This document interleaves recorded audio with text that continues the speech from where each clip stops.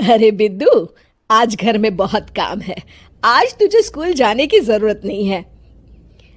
लेकिन दादी, आज तो स्कूल में मेरा टेस्ट है। अरे एक दिन स्कूल नहीं जाएगी तो ऐसी कौन सी तेरी कलेक्टर की पढ़ाई छूट जाएगी। वैसे भी मैं देख रही हूँ आजकल तो बड़ी भीड़ हो गई है।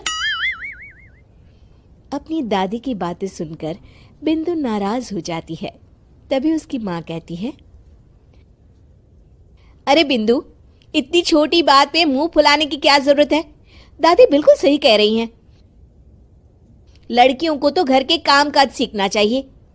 अरे बहू, रमेश के लाड़ प्यार ने इसे बिगाड़ रखा है। कम से कम तू तो मेरी बात समझती है। अच्छा, मेरी पूजा का समय हो गया है, मैं पूजा करने जा रही हूँ। इतना कहकर रमेश की माँ वहां से चली जाती है। इस तरह बिंदु की दादी और माँ दोनों अक्सर उसे घर के कामों में ही उलझा कर रखते थे। कुछ दिनों के बाद राजू और बिंदु के 10वीं के रिजल्ट्स आते हैं। दोनों बच्चे दादी को अपना अपना रिपोर्ट कार्ड दिखाते हैं। शाबाश मेरे लाल, तू तो बड़े अच्छे नंबरों से पास हुआ है। तभी बिंदु कहती है, दादी, मैं भी अच्छे नंबरों से पास हुई हूँ। रमेश की माँ बिंदु को अनदेखा करते हुए कहती है, हाँ हाँ ठीक है, अभी यहाँ खड़ी क्या कर रही है, सुन लिया मैंने। जाकर मेरे लिए चाय बना कर लिया। बिंदु उदास होकर चाय बनाने किचन में चली जाती है। तभी राजू कहता है, दादी, मैं क्रिकेट के कोचिंग सेंटर में एडमिशन लेना चाहता हूँ। अरे वाह राजू बेटा, ये तो तूने बड़ी अच्छी बात कही। तू कल ही अपना एडमिशन करा ले, जितनी भी फीस होगी मैं दे दूंगी। अरे एक दिन मेरा पोता विराट कोहली बनेगा। इस तरह अक्सर रमेश की माँ अपनी पोती बिंदु के साथ दुर्व्यवहार करती थी। कुछ दिनों के बाद रमेश की माँ और उसकी पत्नी दोनों सास बहू मिलकर राजू का एडमिशन अच्छे स्कूल में करवा देते हैं, लेकिन बिंदु का एडमिशन नहीं करवाते। इस बात से नाराज होकर बिंदु अपनी दादी से कहती है, लेकिन दादी, मुझे भी आगे की पढ़ाई करनी है। अरे क्या करेगी आगे की पढ़ाई लिखाई करके, हैं? आज से ये पढ़ाई का भूत अपने दिमाग से उतार दे। इतना कहकर रमेश की माँ वहां से चली जाती है।